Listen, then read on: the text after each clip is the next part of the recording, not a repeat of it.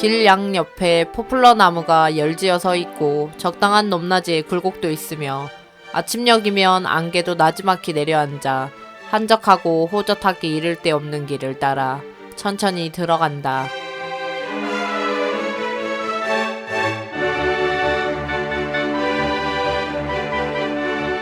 서삼릉 맨 안쪽으로 들어가면 조선 제11대 중종의 계비이며 제12대 인종의 어머니인 장경왕후 윤씨가 잠들어 있는 희릉에 닿는다.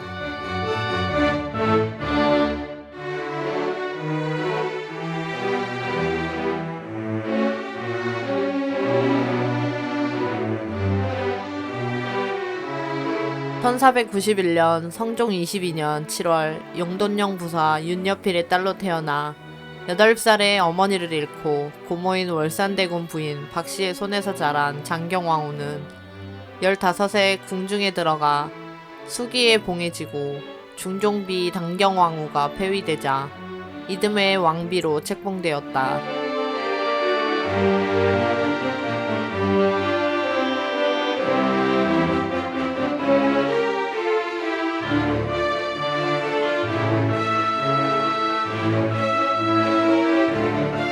(1515년) 인종을 낳고 엿새 만에 산후병을 회복하지 못하고 경복궁 동궁별전에서 25세의 젊은 나이에 세상을 떠났다.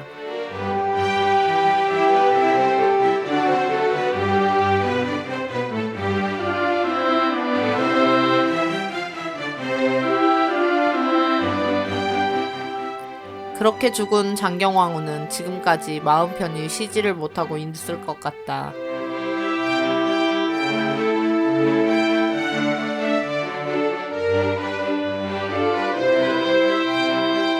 당초 광주, 지금의 서울 강남구 내곡동에 태종 헌릉 옆 산자락에 안치됐던 희릉이 22년이 지난 1537년 중종 32년 9월 이곳으로 이장해온 데는 정치적 음모가 깔려 있었다.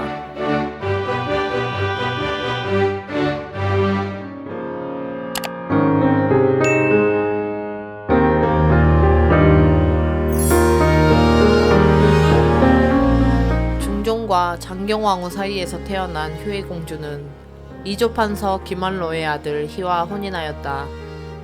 중종의 부마가 된 김한로는 권력을 남용하다 유배되기도 하였는데 끝내 왕을 움직여볼 심산으로 희릉 저 밑에 큰 돌이 깔려 좋지 않다는 이유로 설득 이곳으로 희릉을 옮겨온 것이다. 애초에 희릉 조성에 관여했던 정광필 등이 대역죄인으로 몰려 변을 당했음은 물론이다.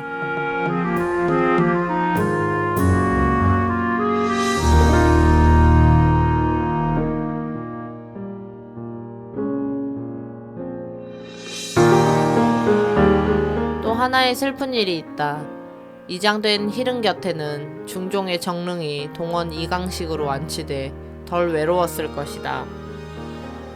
그러나 1562년 명종 17년 문정왕후가 정릉을 서울 강남구 삼성동 성종의 선릉 곁으로 이장해버렸으니 여기엔 희릉만 남게 되었다.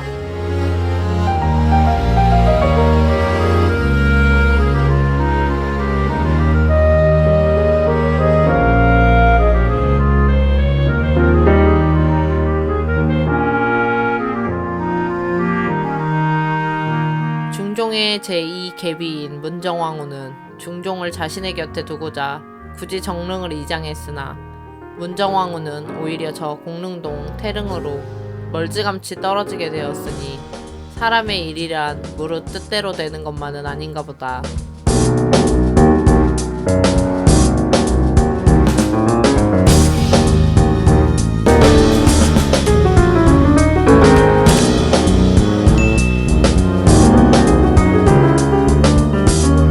남서쪽을 향해 누워있는 희릉은 야트막한 동분에 난간석을 두르고 곡장 안으로 호석이 치켜서 있다. 성물은 여느 능제와 같이 상석과 새우가 조각된 망주석 한 쌍, 옷주름이 유연한 문무인석 각 한 쌍, 지순의 백이 그지없는 성마 두 쌍과 섬세하고 화려한 팔각 장명 등이 배치돼 있다. 다만 하나같이 크기가 엄청난데 장명등은 마치 탑처럼 우람하다.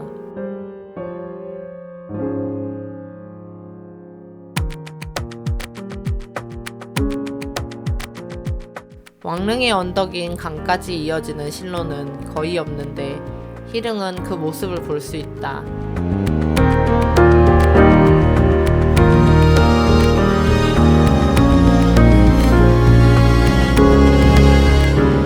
희릉의 순환은 지금도 계속되고 있다.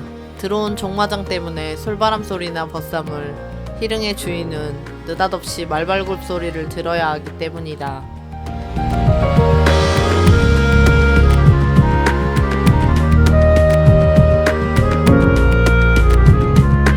조선왕릉은 인류의 문화유산으로서 탁월한 보편적 가치를 인정받아 세계문화유산의 보호에 관한 협약에 따라 2009년 유네스코 세계유산으로 등재되었다.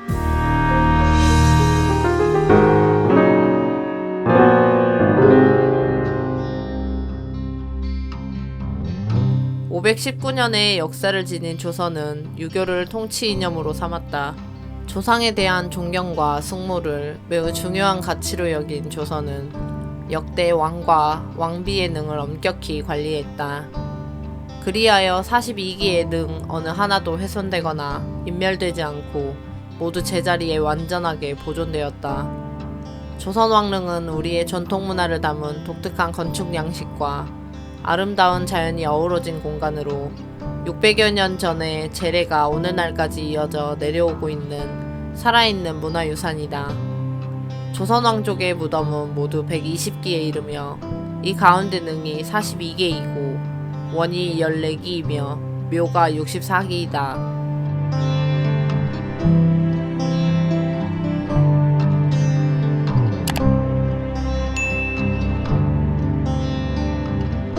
조선왕족의 무덤은 무덤 주인의 신분에 따라 그 명칭을 달리하는데 능은 왕과 왕비의 무덤을 말하며 원은 왕세자와 왕세자빈 또는 왕의 사친의 무덤을 말하고 그 외의 왕족은 무덤은 일반의 무덤처럼 묘라고 한다.